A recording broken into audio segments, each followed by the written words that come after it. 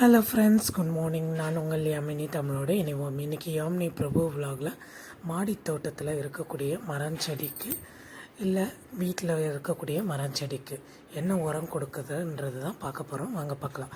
இந்த மாதிரி களை செடிகள் சொல்லுவோம், அதாவது வேஸ்ட்டாக வரக்கூடிய செடிகளெல்லாம் பிடுங்கி போட்டு க்ளீன் பண்ணிடணும். அதே போல் நம்ம இந்த மூடாப்பு போடணும். மூடாப்புன்றது என்னென்னா, நம்ம காஞ்ச மாடியிலேயே வச்சுருக்கோம் இல்லைங்களா, செடி மரம், அது காஞ்சி கீழே விழுங்களா, அந்த தலையெல்லாம் எடுத்து இந்த மாதிரி மூடாப்பூ சுற்றி போட்டு விட்டுடணும். வேஸ்ட்டாக சில செடிகள் முளைச்சிருக்கு இல்லைங்களா, அதெல்லாம் க்ளீன் பண்ணி எடுத்துடணும்.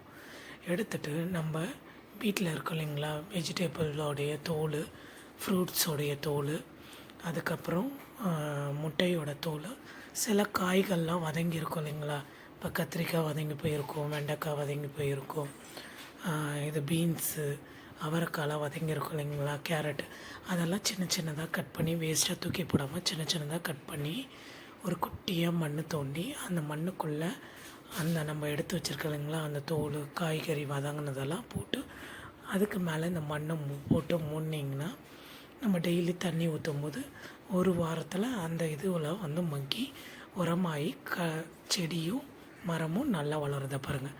முட்டைத்தோல் போட்டுட்டு பாருங்கள், மூடிட்டேன். இந்த சுற்றி இருக்க செடியெல்லாம் பிடுங்கி எடுத்துடணும்.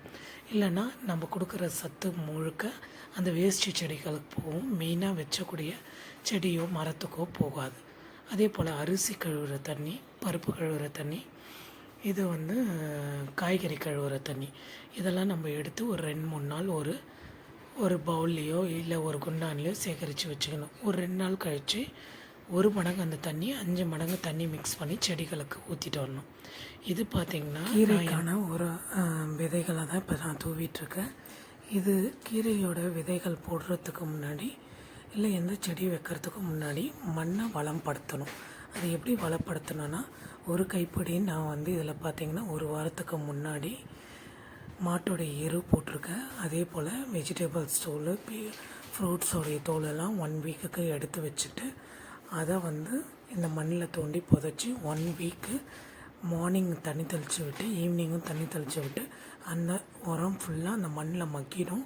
அந்த மண் ஸ்ட்ராங் ஆகிடும். அதுக்கப்புறம் இந்த விதைகளை தூவி விட்டோன்னா ஒரு வாரத்தில் இந்த விதைகள் நல்லா முளைச்சி வரும். அதில் வரக்கூடிய கீரைகளும் நல்லா ஸ்ட்ரென்த்தாக இருக்கும். இதனால் தான் நம்ம மண்ணை வளப்படுத்துகிறோம்.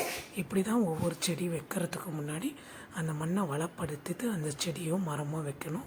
இது போல் வீடியோ பார்க்க யாமினி பிரபு விலாக லைக் பண்ணுங்கள், ஷேர் பண்ணுங்கள், சப்ஸ்கிரைப் பண்ணுங்கள். மறக்காமல் உங்களுடைய ஆல் என்ற பட்டனை கிளிக் பண்ணிக்கோங்க. Bye friends.